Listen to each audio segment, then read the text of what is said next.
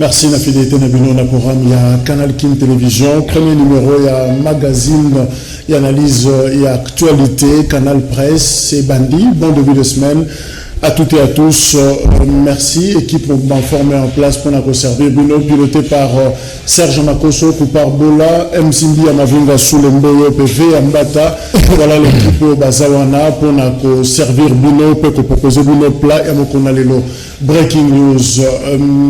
Kasonga Chilunde, président, il y a président national, comité directeur, il y a UNPC, Union nationale de la presse du Congo, à cause de la 1 mai, le 5 décembre prochain, c'est-à-dire pour ce Yotobandi, na week-end le 5 décembre, le président Kasonga Chilunde à Kokundama, boyebi que Azali Sous n'a pas mérité, à Koufaki après un malaise, oyo et Joaquin na hospitalisé na Kiningalema, Pekuna Atika Kibiso.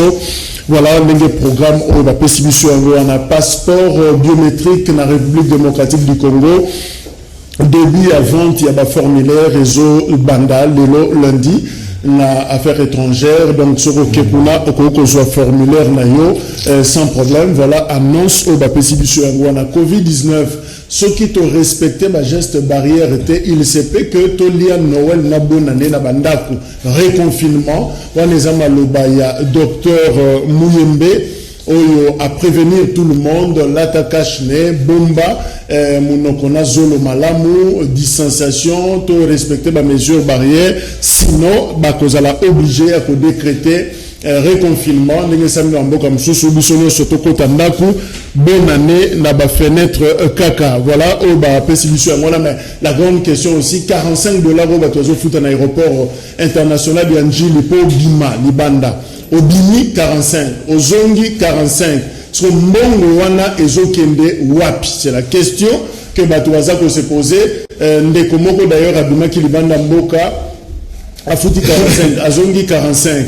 Zela ba résultat tilelo résultat et a raté donc a évité à Zanango toi Zanango mais $45 naie et qui donc un peu du sérieux na niveau il y a riposte mais kakota là on ne joue pas avec l'argent hein sur le zumbo mabatu faut toujours traçabilité pour expliquer bango et loko ezali ko sala Jean-Claude Katende maître Jean-Claude Katende président Yazado a longé dans mouvement éveil patriotique il y a évêque Pascal Mukuna à lobby a confirmé d'ailleurs parce que de tout nakiye a confirmé en effectivement à Longwe réseau za moko ba yokanite yena Pascal Mukuna likamotali élection Pascal Mukuna zo continuer ko loba que avant élection seulement 2023 il faut recensement or yena azado bazana logique wanate il y a recensement voilà un peu comment le problème eza ko se poser au niveau ya éveil patriotique Barnabé Milinganyo Boyebiye, c'est un habitué à Canal Presse, a condamné à 3 ans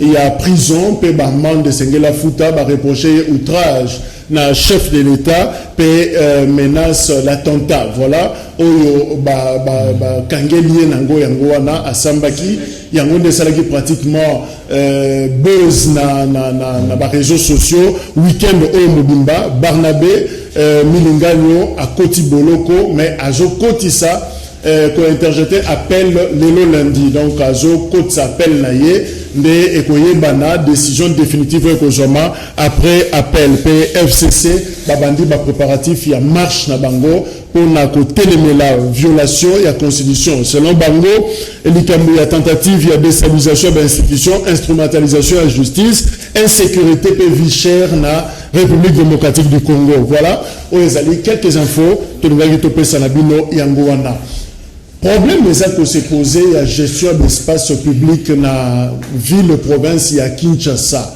Ba espace public est belé et tekami et ça spolié soit bâti ngona makamususu. Ils ont posé problème mais ça que déranger makasi via bakinois yango to sepela ki to fande lango to lobelango alors ya large exemple ça d'ailleurs et à Kalaté ezali espace triomphal où ezali en face il y a stade de martyrs espace wana bachema nzanza et je balate balingba na nango nini to contacter ministre provincial Charles Mbutamutu porte-parole du gouvernement provincial a fait sa biso explication évidemment toujours réponse était kino sikaoyo a répondre biso na noté effectivement a yambaki mbela na biso topé demande à biso silence des morts et des coffres forts. Qu'est-ce qui se passe réellement l'espace triomphal local a peu ba terrain et belé il y a Kinshasa yoka déjà réaction à bakinois ndengeza koleka na bande ko na biso info lingala bazo clôtirawa oya isika to ebele yango eza pona sport ba campagne sala makawa makambo ebele sala makawa toza ba fulu ezebele to vivre na basolo baela biso lisu izino abanien eza poto kufa te bandi ba mesi na bango bandi otela biso na ba clôture parce que toyite so ba bengani biso ba tie ba encadrement to travailler wa pas bona posa na biso ba vite ba posa na biso mais toye ko lango awa bon ça na papa ma gloire asunga biso alandela biso na mambo donc biso to akana simana ba teki terrain abi gouverneur mutu ateki terrain to éviter ça terrain jeunesse ça la entraînement ba joueur bango ba ça entraîner ça te banda lobi to yaki kutulobe yaki kutu bitumba osakatena basoro babeti masasi pona terrain sonde to zawa to éviter ce que to kende wapi so to kende to yebi pas to confusion totale et pas ya banakin pour baza ko maîtriser malamu te nini eza koleka na terrain triomphal en face ya stade de martyrs ba sutuka tongo moko boye ba moni ba clôturer terrain o ndenge boza komona méchant na colère ba lieminu kasi ba lukina nya koki kolobela bango talatina ba sollicitaki l'élu ya Kasavubu honorable Magloire Kabemba bo benga ye papa solution oyo akoyaki ye moko na mabele avec un partenaire idéologique accompagné l'honorable Mike Mukebai sur place azwaki d'explication ye moko papa solution akutanaki na mindele oyo baza ko exécuter projet oyo sur place asololaki na bango kitoko pour na kosankérir la situation koyeba soki terrain triomphal eza spolié toté oyo nazaka ndotala ya bisingai bako botola bana Kasavu esikanga bina leki wana na monima nzanza na kamwe nde nabi nakoyabi yaka na kamwe babi bayeba tonga esika ya kozwa mai oyo ebeba bazongisa yango malamu eloko bakosalela ye mabe te kasi esika oyo te esengi bamema yango esika mosusu yango wana etumba na ye wana nakopesa ye maboko eyali te mpo balongola projet toboyi yango te balongola yango awa nsima ya masolo honorable Magloire Kabemba papa solution alobaki boye biso tolobi boye eza likanisi ya mabe te mpona kosala usine ya traitement ba eau usée mais esika oyo bani kosala nde esika yango esengelami te toza na proposition topesa na gouvernement provincial pour que besika mosusu oyo eza même site agricole à côté bakoki ko désaffecter espace moko wana mpona kosala usine oyo awa tana limité na Kingabwa vallée de la Funa awa na Mongafula espace oyo ezali yango nde toyebisi bana ya Kasavubu bana ya Kinshasa espace oyo tolingi te e ba affecta ngo na eloko wana totia ngo na esika mosusu oyo etikala soit bakotonga pe bâtiment ya kitoko o sala même parc awa mais sika kitoko ya boye mais pourquoi kotia ngo ba usine pona ko traiter ba mai oyo ya salité.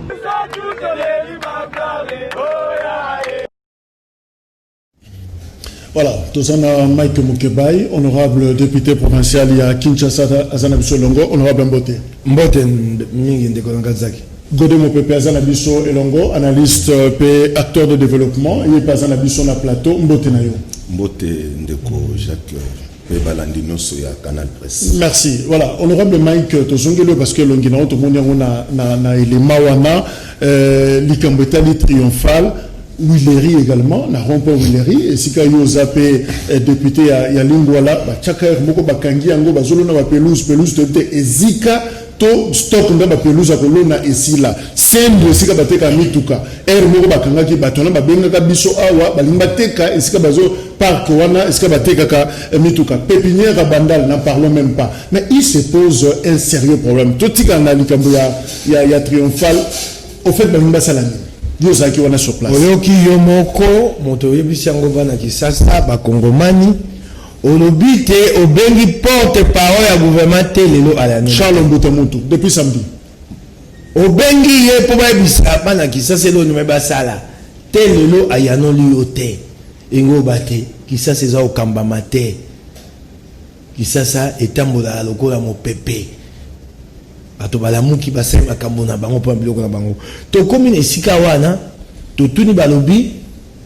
balingi batonga usine ya traitement ya les eaux usées bamai nyonso tosalelaka oyo nyonso bongo bazwa yango balengela yango ezonga malamu ya komela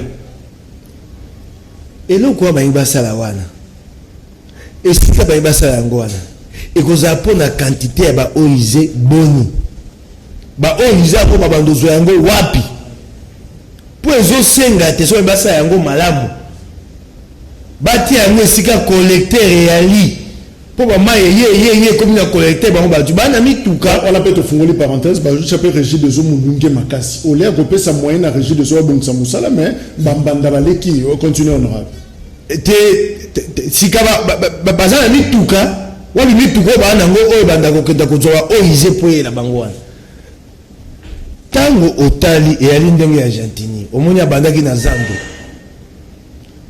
zando ya monene engaki okenda ntango okundoli likambo wana oyo baosala na triomphal Argentini ayende komeka alingi atala mpo omoni bazwi ntambo te alingi atala soki tokotika eloko wana etongama mpo bacontinue eloko aza nango ya monene eyali na ngambo etikali kuna ana eloko mayelo abomi na nsima moto oyo alingi osala na ngambo etikali tokota ponga biko sika oyo eza komeka biso akomeka atala so botika bia engo bato bandimi te bakotonga na triomphal yango wana omoni mayelo yali nango yali mawa mingi tolongwaki wana na ndeko nanga Magwa Kabemba tosengi ye moko mokonzi ya Assemblée provinciale Godin Mpoi kutu abengi ngai abi auti mobembo akoleka na boulevard akamwa abima nzanzo ya nini lelo commission ekokita wana sima ministre ya l'environnement aya na Assemblée provinciale aya koyebisa biso eloko nini basala yali eloko alokuta soko otuni Argentini ozobisa bato yali projet UNESCO ni projet natuna motuna député provincial le long de bozoka ministre provincial et environnement mais est-ce que en amont avant manzanze bandako chamba je rappelle également que na simama nzanza on a école les ali bana batanga kawana est-ce que batunga kimino en amont avant manzanze assemblée provinciale ayebi likambo wana tamukete to tikali koyeba yango te yango na yemoko président Godin Mpoi kamwe to yebi yango te batikali koyebisa biso te likambo monene bongo esika oyo yali un espace historique soko olingi obongola yango sa mosusu esengeli oyebisa bana kisasa faut préparer la population soko oyebisa bana kasavubu oyebisa bango tala eloko tokotonga boye te bekosutukisa bato fait accompli kasi nayebisi yo lokuta eloko wana koleka te. Merci. Alors ndeko Godé, il y a un problème finalement. Gouvernement provincial, na assemblée provinciale, communication des fois ils osent à la tête. Est-ce que les gens de la place ezangi yango bazo salé la place honorable historique pour la vie de yango kenda sango ba campagne minene salema ba meeting ya minene ya mboka we salema ba ko ba la moto comme ko traiter ba mai ya salité. Est-ce que le problème des alliés ya esika ezate to il y a un problème urbanistique ça pour se poser? Je crois bien que le Kojak pe balandino soya Canal Presse ezali irresponsabilité ya bakonzi na biso parce que mboka na biso lelo soko tali ville ya Kinshasa disposo tout d'abord ya ville ya Kinshasa eza malamu te batu nyonso Kinshasa mobimba na tongo soki tongo etani baza kozwa direction moko to ça un mouvement moko c'est que l'espace où est calé, où est dans centre-ville, à part l'espace où tous en a espace belé. Commune en scellé, tous soit exemple. Commune en scellé, ça risque pas que nous tchaba cimetière. Et ça, tout le temps, on a mis la carte géographique à Kinshasa. Bah, le bail est commune en scellé, ça va place à cimetière. L'espace est rébellé. Nazala qui na Chine, qui Chine, le pays à la Chine, c'est que, qu'est-ce qu'ils ont fait? Même na carte en Guangzhou. Bah, sali, na ba commune nyos. C'est que, le coup la ville en Guangzhou, ils allaient ville ou commerciale. Bah, sali comment? Bah, zui neti wenze ba chaussure. Pour être milliers nyos là en mouvement, bah, zui en bâtiment le coup la na commune à Mongafula. Bah, zui wenze baza côté ka marché baza côté ka biloko ya électricité. Bati un exemple na limité. Bazu esika bazo teka bilamba ya bana. Bati na maluku. Donc bapanzi batu. Pour komona ke muto ko envier teke fona zala kaka na commune boy. Qu'est-ce qui manque? Bisonyo so zande na tongo na kozonga direction moko. C'est que milliers de l'activité et ça milliers moko. Ça n'a pas de sens. Mais justement, honorable Moukebaï, Yosa député à Kinshasa, on dirait que mon fan de la Kapenza, ma question aussi fondamentale, tel le développement, urbanisation même, il y a ville. Nenge ba kolo ba tike la biso, na nenge tozo vivre na bokonzi na bino sikaoyo, on dirait mboke zo bemba, zo bongate. Ata biso assemblée provinciale to vandeli yango motoko sa mosali ali gentini ngobela la bantoma na e. Lokola yi ana vision te. Okaya ebisibino kisasa peto. Kisasa bopeto wapi? Yo zo komba zamba, ba komba kazamba. Kisasa ukoko batekte kisasa koma propre. Kisasa loko liboso esengeli kotonga yango. Kisasa batonga yango te. Ba caniveau banoko batinde ya biso batikela biso tonda zelo telelo. Ato kombi mvula manoka liboso tango epoya kaka mai nyonso bimina balabala, ba poto bimina balabala. Il faut un plan. Boni ko sa te Kinshasa. Kinshasa n'est pas une ville, ça c'est pas une ville. Ouais, une ville que le plan attends, plus du village. Et remet la panane. Tu as dit non, Gobila. Faut un plan. Faut un plan. Il y a un coco, mais ça qui ça. Et c'est quelque chose dans le gouvernement provincial, dans le gouvernement central, pour ça, mon soeur, le gouvernement central. Il faut faire de Kinshasa une ville. Kinshasa n'est pas une ville. Kinshasa est une ville, tu sais. Biso trop que le bateau ça non mais Gentini lui-même n'a pas de vie. Ah le kumba qui ça avec du kumba. Et comment est malongo ça te. Et ça le gawa na te na biso lelo oyo. Na ko bele la mokonzi Félix ayo kangai. Ngala kufeli moto na lingola likolo makambo vijana. Ben vi sukuku centre médical. Nazaki na boloko et tout le monde a là qui on a boto la vijana.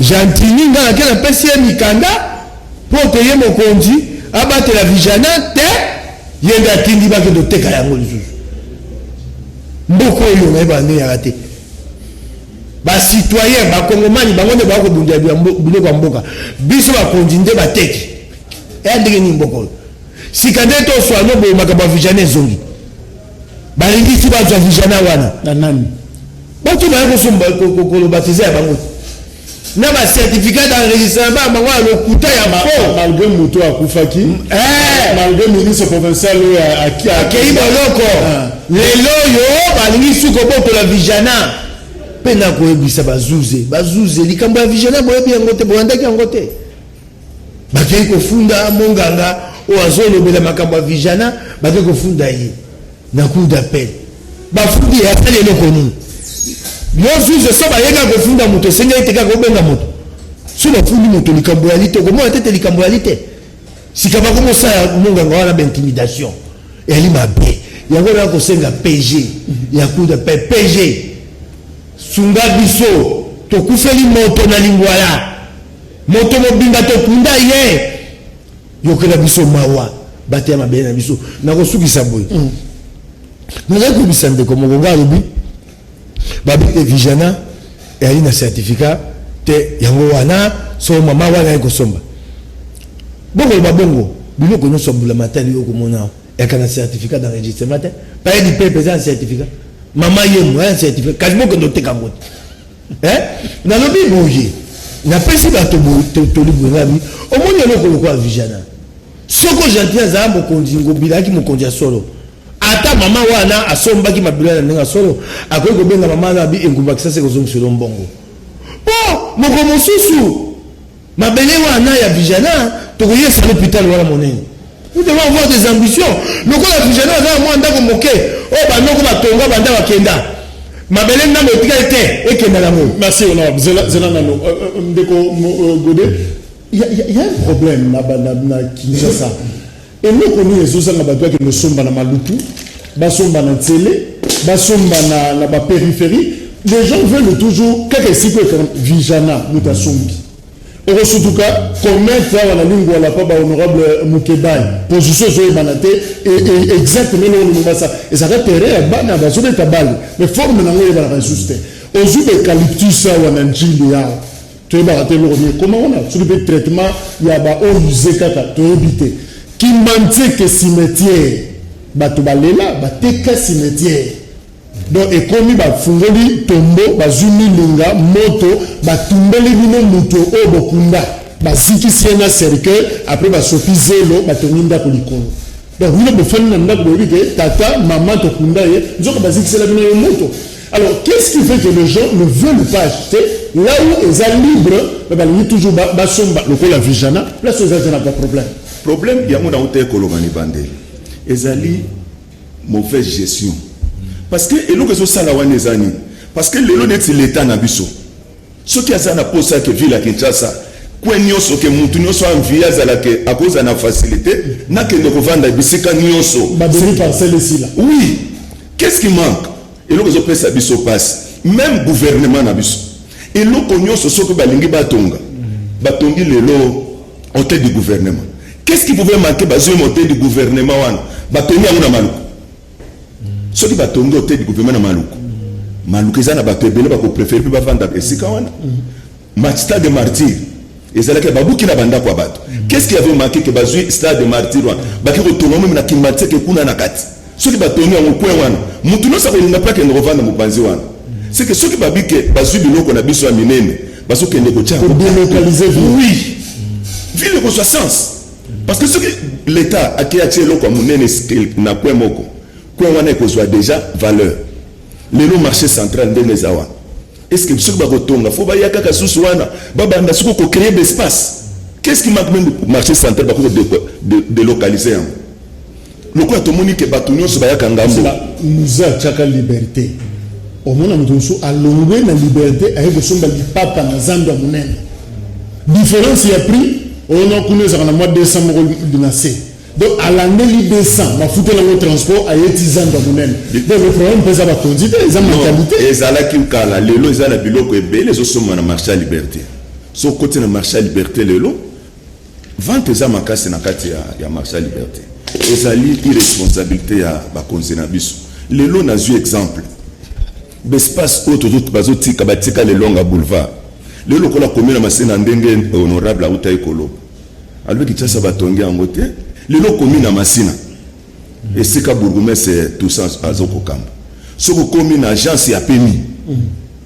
C'est que Masina wana tika kaka na nzela moko. O mutuka ikoko zwata mukie ke espace ya mukie kota na kati ya Masina ezaka kana veni Congo mais kende na minute na zo tala veni Congo et comme dépôt parking ya mituka minene baso teka masango baso teka fufu mituka ya zo voyager et tondi place wana naza na voiture ya mukie moko nekate na si les gens bourgmestre et ça le bourgmestre bourgmestre Toussaint Caputo merci mais samedi na mona ke na Pascal mais place wana ezane longa boulevard kende kotala ndenge ne komi salité pe obimi na télévision lobi ke nazo décrypter kini bopeto voilà tozo zongela ngo justement likamba ba espace resomba mabele les opposés un sérieux problème avec on a vu sur un journal télévisé de droits humains ba landeli pe dossier moko mutu ba tekeli 70 hectares mais yé à quai au-delà 350 hectares na ndenge na yé alors ba kolo mabele baleli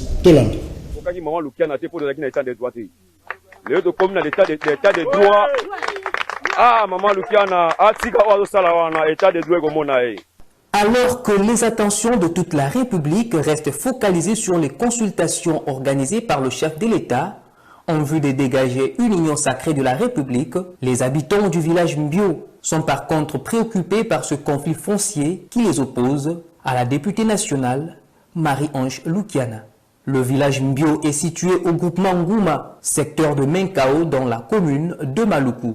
Ici, cette députée Marie-Ange Lukiana Moufankole s'est arrogée par force plus de 345 hectares de terrain sans pour autant suivre la procédure auprès des chefs coutumiers. Autre qui n'a pas acte de vente à chef du village, les qui n'a l'ixo 75 hectares. Le bis telona, Mabeliwana, sénateur en vie, a interdit Bango Basala que non, chef a teke la Mabeli. Tokomiwana, bolak sa preuve de suspension des travaux. Pe acte de vente oyo et outi ki ngakati na ferme espoir ko loba kenon bosala wana tiza terrain na bango et mona na kiti boya to samba bakomi kozonga sima besoin na biso ezali bola ka biso ba document ya 300 quelques hectares oyo bino bo occupé nani nda pesa bino acte de vente po bozwa ndingisa ya kokoma na ba bureau l'état po avoko ma soit na commune to na cadastre faut en subasima oyo sumbele mabele na yo chef de terre nde auto bande ko réclamer yango acte de vente bozwi wapi. Hormis ces 345 hectares acquis par force par Marie-Ange Lukiana, les chefs coutumiers du village ne reconnaissent que 70 hectares lui octroyés pour usage agricole. Fort malheureusement, la concessionnaire y a installé la société Luxos, contrairement au contrat initial. La société a érigé une barrière qui pénalise ainsi le mouvement des autochtones qui se rendaient dans l'autre rive pour des activités champêtres. Avec cette barrière, toutes les activités sont paralysées. Mais total aboyeke babandi ko yako benga na biso na zamba moye to vivre na bana ezate to buka kamisi bilanga babotola mutu ayeko benga na biso na zamba Ange Lukiana to koma to ozoya na koni bo outu apikitisa okitisi bazui yo matima boko pamba siko na matima boko pamba bana na ngai na ndaku bakolia ni.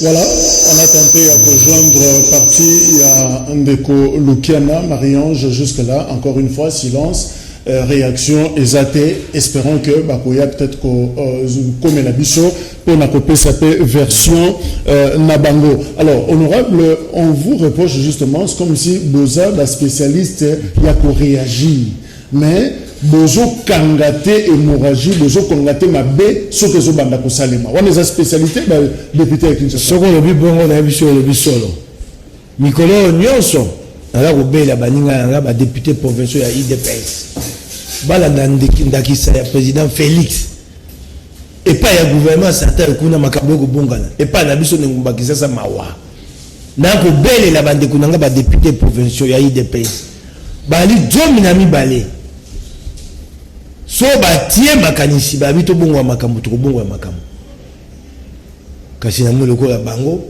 o Félix akusa kuna la gouvernement central awa pas na biso gouvernement provincial et là côté et pas na biso na ngumba Kinshasa et ngumba Kinshasa ya kokufa la ville n'est pas gérée Kinshasa c'est ya kokamba mater soko okei babisa mbongo ya bulamatali kota kamoto motazo kambongo achaka na libenga na ye mukanda ya bulamatali yango ba osala yango te bazui mo alokasa moke ba komi mbongo botatela libenga na mabongo bisika nyonso c'est pareil avec Gentini Ngobila bisika nyonso mbongo ekokota te oyo moke ekokota mabenga na bango mais mutuna na ngana tuna ope c'est vrai tanga Gentini Ngobila eza pété mais likamba mabele très souvent ba conservateur ope honorable est-ce que Botala rappelle bango parce que Ngobila en tant que gouverneur à côté comme mabele te to uti ko landa oyo ya Mekawa le problème est vigana uti ko tanga yango et ça na bateau ba sala comme mikanda ba certificat on a bango ba usala bateau mais de Ngobila ali mokonzi ya ngumba Kinshasa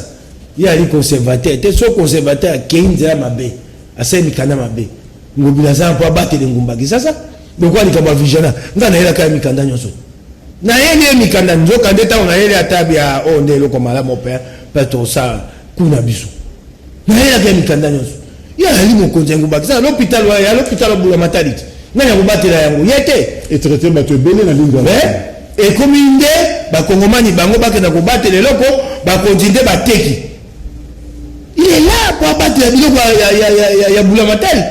Siko yende biloko ya Boulamatel kutu gae. Webi mboka nana mwana mboko lokwa bato basakana na biloko ya Boulamatel lokwa Congo te. Biso awa eloko na yonde lengela oya Boulamatel panza. Na ko pesa ndakisa moko mba mosuna ka boloko na pesa mwa moto. Bana wana na boloko ba pesa wa musaba kumba ka mabanga bazako tonga mwa sika.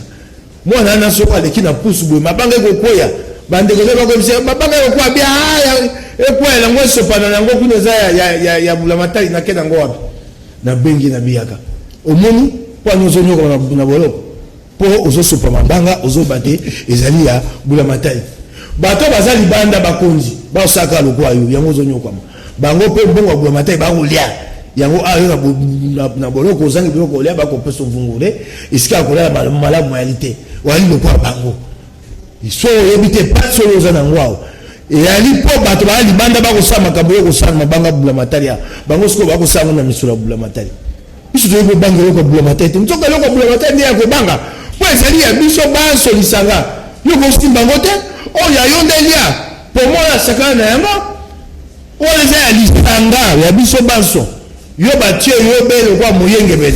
Gérant de côté mais likambo gestion il y a ba espace public na Congo finalement ils ont comme sérieux mais le problème est à quel niveau pratiquement et nous comme ça la facilité nous so ba tu vas en respecter bazo kababiloko ya l'état bongo na pété bon ezali impunité parce que ceux qui muto liboso abandaki amoni que gouverneur alekaki espace à l'état te kaka basambisa ete ba inquiéta ete bongo ba ya na sim nini ko bangisa na rappeler liboso parler du peuple terrain moko zakiona ba che ba kiti ba nzete ba étudiant ba ndako ko fanda kutanga na sima pi ba buka ba nzete nyoso mutamema ba nzete wana tile la yeba na batake na ngo wapi ba chepe manzanza place wana eloko bazotonga na kati ya espace wana tile beto yebite eyebanite nani mutu ateki ayebani nani ko inquiéter c'est que tozamboka ya bana na bana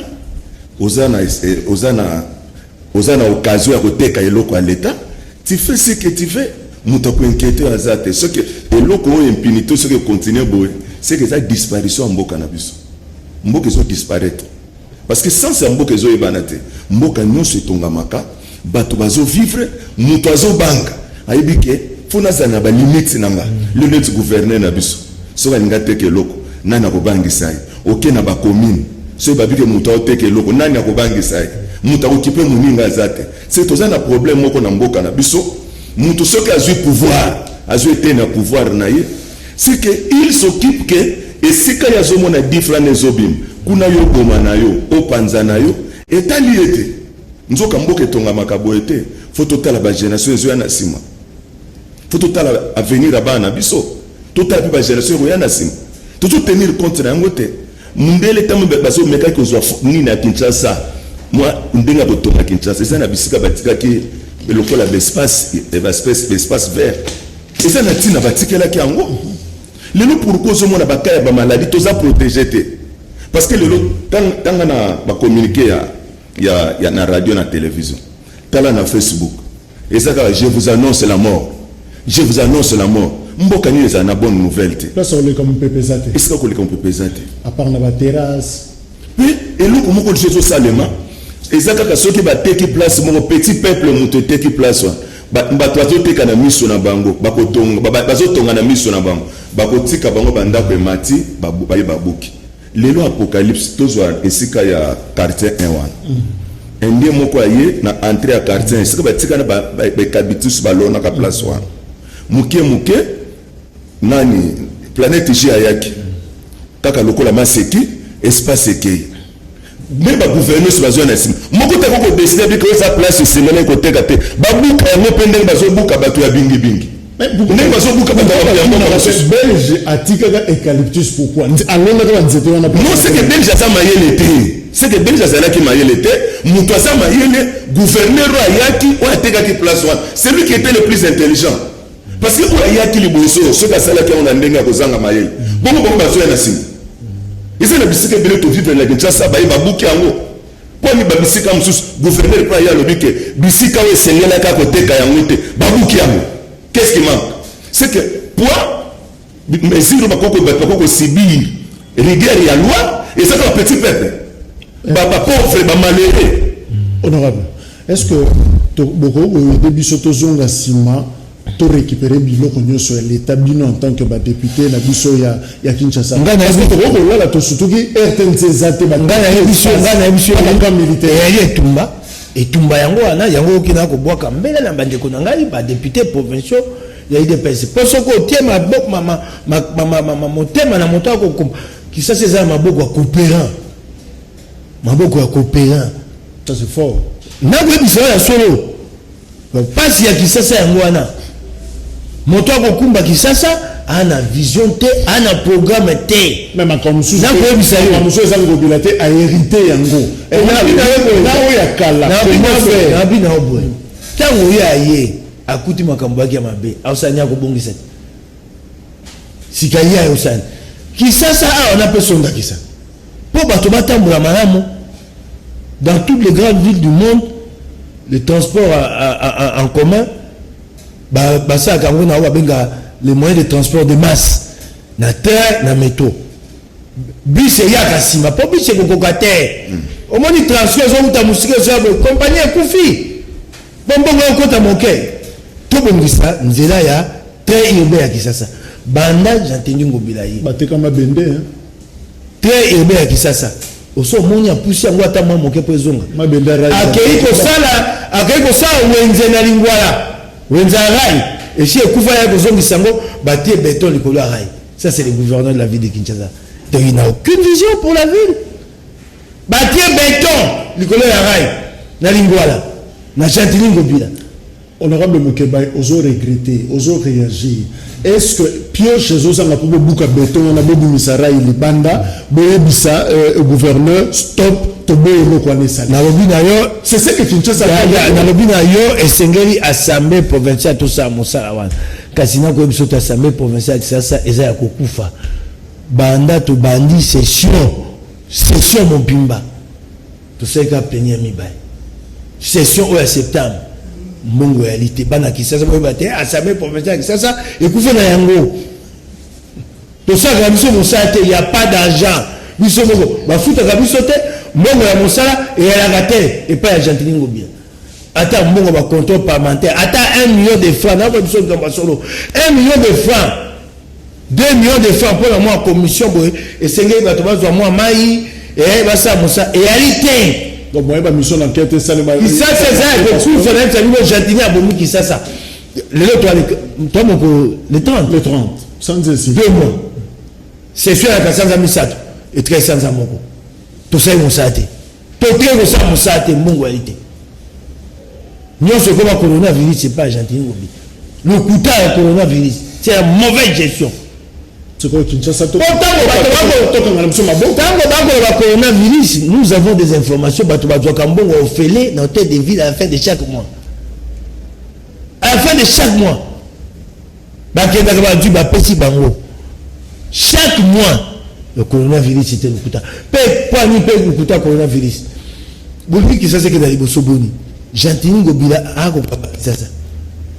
Ba taxe, ba impôt. Pour qui ça c'est à la pas Konango. Taux de recouvrement 8%, 6%. Qui ça c'est le Mongandé? Taxe on va venir à vignette. En 2018, taux de recouvrement est 10%. 2019, coronavirus est la vérité. Taux de recouvrement, la c'est à 10%. N'a pas de Chantilly Ngobila. Bon, on dit que ça c'est bon. Au Tunisian, à Congoli, taxe à vignette. Bah, si yo compagnie mon comme on auto juste compagnie on est mutuelle mon beko et le but te kaka déjà ka motoki ko Congola mpa bon auto juste mutuelle tout le monde est gentil. Alors ndeko mopube que doit faire le gouverneur finalement à Salamini parce que c'est leur député provincial nous ce quoi là gouverneur en tant que manager et à ville à Salamini en termes il y a plan urbanistique vision urbanistique pour la Kinshasa. Bon oya liboso na koloba na honorable lokola député provincial à la ville à Kinshasa parce que Kolanda honorable c'est que gouverneur a tout ça de l'autre côté va convoquer basala mbongo somba papier eza te. Mais c'est trop dire. Et cette information bakinois bazozo. Parce que ceux qui ont assemblée provinciale na période où il y a session que bazo nini ils ont sanganate. C'est très dangereux. Et ça likambo ya somo koyoka makambo koyoka ba révélation ya bo. C'est que espoir pour na biso na ko ba congolais ate. Ah wana ngumba kisasa na mandat Argentine. Elo ka malwe ko bim. Honorable bossa la motion de censure contre le gouverneur. Toko mekate bango bali majorité ya FCC yango ya ko belela bande ko IDPS. Bango bali zomi na mibale. So ba sali dynamique wala ndenge mokonzi Félix au sein na gouvernement central. Argentine wana ko kenda pembe. Est-ce que tokolo ba que assemblée provinciale le organe délibérant, il y a contrôle d'ailleurs exécutif, basé pratiquement la position basse par rapport au gouverneur. Non. Complexe ces alliés finalement. Oui, et ce monde c'est que complexe ces alliés. Nous avons honorable à lobby qui est basa majorité. Celui qui a exemple dans l'Assemblée nationale, basa majoritaire. Et ça la décision est belée bazui. Population kaka libanda, ba député basa kuna ba révéler on ba bi que loko yeza ki to côté. Tout le monde population est amboli peut empêcher yango. C'est que l'Assemblée provinciale a bisopé, ils allaient participer na nyonso ezo salema be parce que ceux qui bango ba monique sa majorité ba ko sala lelo comme côté ba ko sala pe appel la population tout le monde qui a wa bande ko na biso ba lobi que Assemblée nationale ba ni ba lexa loi ya minako sa majoritaire elle est caté puisque ba lobi lelo que to sali motion de censure contre Ngobila que Ngobila longwa parce qu'il ne fait rien. Ceux qui vont moniquer, basa majoritaire et koko lekate, basa les appel na population. Alors, population koko tambola contre Argentine Ngobi. Biso koko sala toujours bota bana lelo bango makambo belé, rien ne marche. C'est que tu soko promettre na lokote. Bitolo ngona Congo, bitolo ngona bana na Congo. Poto kena bango. Alors, honorable aveu de faiblesse yomoko ozo bimisa, tout ça la seconde, tout ça neti kao to bandaki nango ya triomphal. Ba jeune Kassavou ba ngene kolongola mama manzanza pour ne pas dire babuka to bazela bino vous êtes capable ya kolongolisa mama na ebisi bana ya Kassavou te motinda mina bango magwa kabemba akobunda likambo wana lelo awa so na longwe na yo toko kenda kuna na triomphal simatokoyoka ministre provincial ya environnement. Soki ekosenga lokwa Argentine kamato imangongi moni ya zando kendaki te na liwa ya bato. Soki ekosenga moko musu to kitakuna na bana Kasavu mpona kotia lo moto to kotia yango. Oloki ngai ndeko na ngai. Eloko wana ekosalamaka te. Tu peux bien vous proposer en fait ton dit mapé Argentine Ngobila lobi azaki na ministère amen na 8e rue et pas pasteur Mutombo à Tei Bango na likambetali Kimbo Peto moni limetene basolo na ba fleurs. Azana na bisao. Ganako Chantini c'est pas possible qui ça penza yana les bakuma be au sol qui les mettre ça Bopeto c'est quoi Kinshasa Bopeto c'est quoi Kinshasa Bopeto c'est quoi un programme c'est un coût on dit 2 millions de dollars c'est une délimitation dans l'état une délimitation dans l'espace Kinshasa Bopeto ça makawapi na tunayo mon cher ami Jacques les petits projets là mbamoso ba teke tete so na sisi mosa na nga ya politicien na lo na ba fololo ebité ah oya ki ndako moi na ko lo na ba fololo je vous relate kilote na kolona mais ça c'est un petit projet les plantes là ça coûte combien ça voilà que ça va alimenter c'est un petit parce que on peut bien qui to côté ba commune alimenter la na lobi na yo et ali qui to côté ba ko sa banzete wana qui to ko le kalko sama ba mboka mususu ba ti banzete qui to côté sika voilà na bi na yo. C'est un projet pour combien ça? C'est un projet de 50 000, 100 000 $, non? Banzete wa no comment so ko somba yango ya bo mona bo. Il y a 8 000 francs, 12 000 francs. Les plantes là. 12 000 francs, 20 000 francs. Oya bo mona. Nzete wa teka yango talo o esepoli ndeka talo makasi.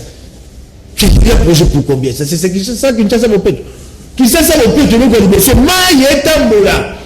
Mai na bakanivo etambola. Banzele za malamu batonga ba makadam ngana tamboli lobi makoka mo mokena lingwa bona biata baba no so ya lingwa za ba poto maye toda sur une boule de Kinshasa, c'est désagréable. Désagréable. Côté à Bango avec ça vous péto. Bino va pas dire ça. Bon tout Argentine, monsieur. Programme na qui ça vous péto à ligne. Qu'est-ce que tu as déjà fait? Merci. Au sol de Missimbo Boni et Tigali Boni. Tout un message. Bonjour, vraiment, Bisso Bakinois, tous en apostatoé, la vérité sur espace Wana, so quitté. Point d'interrogation, je crois que ça doit être espace il y a triomphal. Honorable a expliqué Bisso. Bonjour, Boton de Mingi, honorable Mike Mukebay. Nous sommes tous derrière Yobo, interpellé gouverneur, Aïbisa Bisso vérité, Tokolandela Yango, Tina Souka. Bonjour, Canal Presse, Ndeko, Ozan a raison, député provincial na Bisso, Kokakako calmé, hémorragité. Honorable Mike, Azan a raison, Kinshasa est mal géré. Bonjour, Kotonga, usine, y a traité Maï, et ça m'a bêté, espace, et ça est béné, Dieu est Tumba. Bonjour, là c'est la Canal Magazine, à Bino Canal Presse, na Kin Matin, Botou de la Bisso Nora Mike.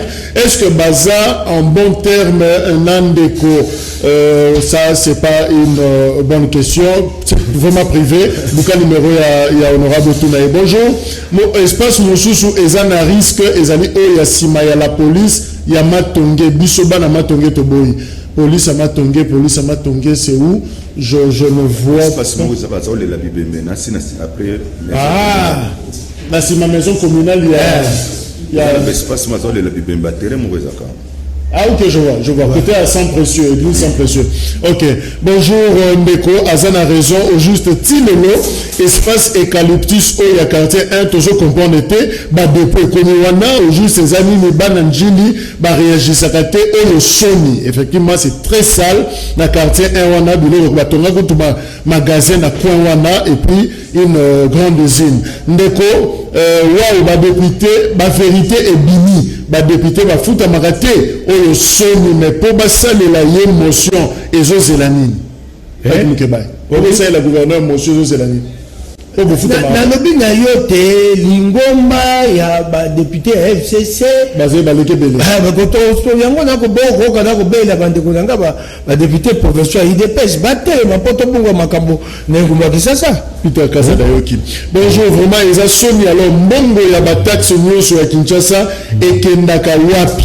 Ah vieux André bapesi yo raison. André Kimbuta raison. Raison, kopesa raison par rapport à quoi? Nyonso oyo ngobila azosala lelo na tanki mbuta ezalaki eza kopesa ba raison te que mal orienté parce que Kongola abosanaka facilement kaka na mwata muti alinga loba susu ah nani ngwa Kimbuta qu'est-ce que Kimbuta fait à Kinshasa ko le roi koloba que Kimbuta avait raison, quelle raison? Ok, alors honorable 10 secondes pour Silissa. Est-ce que tu peux croire que l'espace public nyonso à Kinshasa et que battre la main na mandat na bino? Parce que 2023 le roi de Bukabiso peut voter. Est-ce que tu peux croire na bino? Et que battre la main pour na monite ye moko président Godon pour ya tiango na moto. Pour ndenga benga kinga na lombango na likambate triomphal tango na tweeté na monite alobi te tukokenda nango te na suka. Nakobika te biloko ya bana Kinshasa ekokenda te. Kuna na lingwala na terre ko mettre na kiba ta sous station Jean Ngobila to sali ho nini terrain ko mettre lingwala na kota 4 balingi batia station siga na bana Kinshasa na station bilo moko pe boko mamboka na keina sola na ba romani o ba vanda ka sika wana po ba yebisa ngai te bani batongelo ko ninga asina ba ite station na kei ba ko bombela ngai bango moko complicité. Bango bombela ngasi ko moko la bango yabi vieux tikana no moto wana wa ko tonga station abaki ko pesa biso mwa mike tikana ontolia mwa mike bongo sima yo dénoncer na plus population bongo pas d'accord conclusion 10 secondes et ça passe mingi ezali passe mingi mboka eza ya biso yo le chef coutumier te mon mbongo ya espace commerce c'est grave ça c'est ça donc on a ninga kena c'est que bandeko tozana na mura mboka na biso tozala pe na makanisi ya kokanisa pour avenir surtout na linga kena senga tomoni bandako ebele bavuka na Kinshasa quartier 1 wana ezonga nanu espace vert bandako eza wana ndenge babuka bato mosusu babuka na ba magasin na nyonso elongwa place wana parce que baso continuer ka côté kayam Je ne pense pas que l'Europe espace est égal sur soi. Et c'est ici. Espace place one. Moi garage à mécanicien ou les place one. Ni ne koko zang. Que même hôtel de ville nabiso gouvernorat nabiso ya Kinshasa. Qu'est-ce qui manque garage one à quartier 1. Toye d'importance ya place one. Batonga atelier moko munene. Batonga la bango ango esika eloko moko ya bien. Ba jeune nyonso bakota na kati. Bakota na kati. Ça va coûter absolument rien. Peut-être babi que basali ango nengwan, ba pesi mutu na mutu mo espace na ye. L'État n'a pas besoin de bénéficier. Oui, bah, peut-être que les nuisances sonores. Donc, là, la tengai, moko pa ina vanda ka lopango ta ina ngai, moto moné le quoi mettre yoko ya kembe. Lui, il habite ma campagne, quoi ma kele ya kate. Aïe, ko tia bar en face de chez moi. Bar. Bar nanga moi ba. Ndira ko tang nazo senga ba ngwa ba bina ke do fund de pa ina lingi. Un homme respectable comme mettre yoko ya kembe. Alors, ce qui déjà gentilly fa na ye na ma campagne Kinya batia barrière pour kota batia bibende ba police ba fala biso quoi toi bangamba ba bola toi mais c'est gentil nous n'avons pas droit au sommeil. Toi comme tu es riche et ta famille vous avez droit au sommeil. Nous on peut pas dormir. Biso toi ce qu'on aura dans les c'est que c'est grave. Mais je suis député en face de chez moi, il y a mais je vous l'ai dit, il y a un bar appelé le Mami. J'ai demandé à Tindi Batom Sabango Bakitiza. Merci. Babuna qui est le fou de Panali. Merci. Voilà, je crois que vigilance n'a pas sur la population et ça a une importance makasi par rapport à la spoliation. Il y a espace public dans la ville, il y a Kinshasa et je crois que toujours faire confiance dans les députés provinciaux, dans le dossier qui nous a souka. Merci. Au revoir.